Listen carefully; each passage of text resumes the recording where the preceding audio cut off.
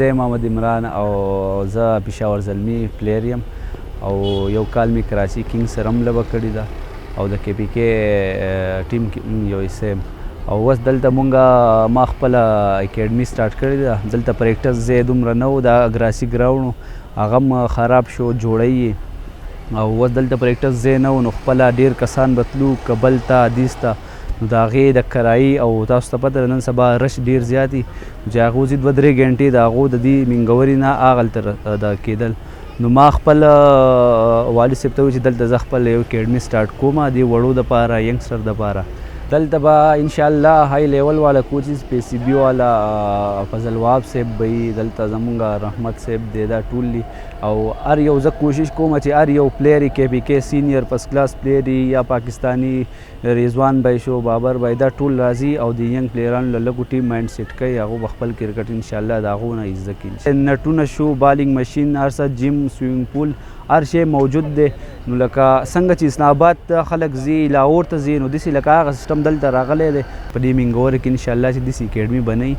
او ښه های لیول والا کوچز به وي، ټول پاکستاني پلیران هغو به راځي، خپل دلته وړو له به هم خپل د هغو چې کم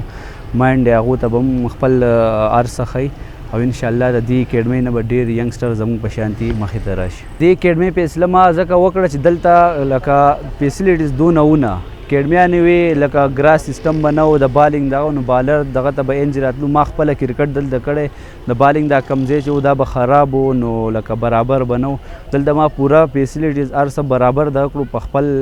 خرچه هر څه باندې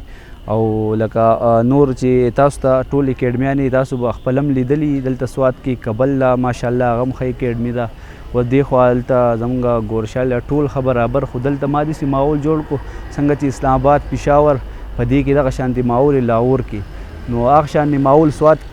کې نه و. د دې څه کسان مې خپله زه به تلم پېښور ته دغه ته نو د هغې کم خرچه هر څه به راتلو او نن سبا لکه کرکټر سړي سره دونه پیسې نه وي، څوک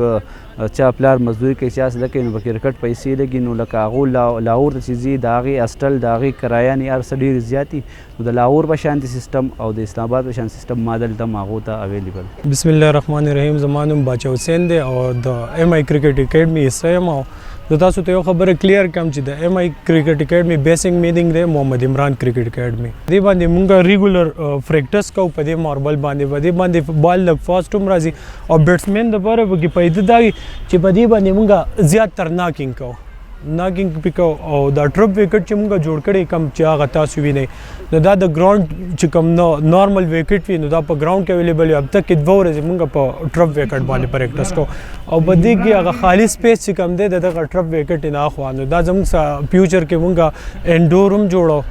نو الحمدلله دا پلانینګ روان دی. په دې کې فرق دا دی سر چې کوم دا ماربل وکټ دی په دې باندې بال ډېر فاسټ راځي. ټیک دا کب بیټسمین ته هر څومره بال بیس کې راځي نو دی ایزیلی پلی کولی شي او کم چې مړ دغه ټرپ وکټ دی نو هغه موږ زیات تر سپین دپاره یوز کوو، لیګ بریکر او بریکر نو هغه پې بالینګ کوي نو بیټسمین ته هغې مړ وکټ کې بیا په ګراؤنډ باندې بال پلی کول ډېر زیات اسان وي په نسبت د دې سیمټ والا. نو اب تک کې زموږ 2 ورځې 3 ورځې په هغې باندې پریکټس وي او نور ریګولر په دې ماربل باندې وي، په دې باندې ناکینګ هم خلک کوي، په هغې باندې چونکې ناکینګ نه کېږي